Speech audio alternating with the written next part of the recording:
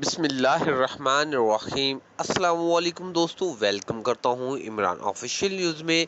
Saudi वजारत दाखिला की तरफ से एक और नया बयान जारी कर दिया गया उन तमाम भाइयों के लिए जिन लोगों ने सऊदी अरब का सफ़र करना है। जैसा कि जो मेरे भाई सऊदी अरब जाना चाहते हैं उनके लिए एक हफ्ते का टाइम दे दिया गया है।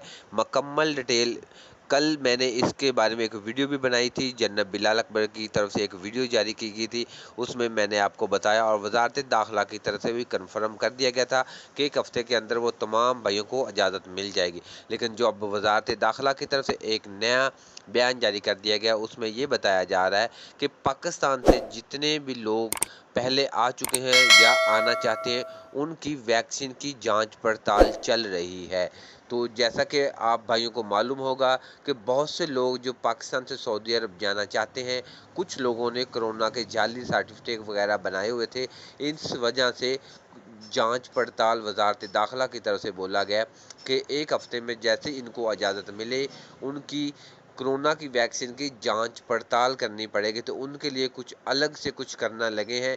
एयरपोर्ट पर कुछ ऐसा करेंगे जिस पर उनको कन्फर्म हो जाए कि जो पाकिस्तान से लोग आ रहे हैं इन लोगों ने वैक्सीनेटेड लोग हैं, इन लोगों के पास कुछ जाली सर्टिफिकेट वगैरह तो नहीं है।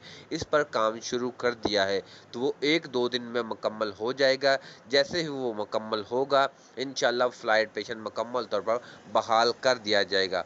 वो तमाम लोग जो सऊदी अरब में रह रहे हैं और जो पाकिस्तान में रह रहे हैं और सऊदी अरब में जाना चाहते हैं या सऊदी अरब से आना चाहते हैं, वो तमाम लोगों की अब वैक्सीन की जांच पड़ताल होगी। तो अगर वीडियो अच्छी लगी हो तो वीडियो को लाइक और चैनल को सब्सक्राइब कर लें। अगर इसके मतलब कोई और मज़ीद अपडेट आएगी आप लोगों के साथ ज़रूर शेयर करूँगा। तब तक अल्लाह हाफ़िज़।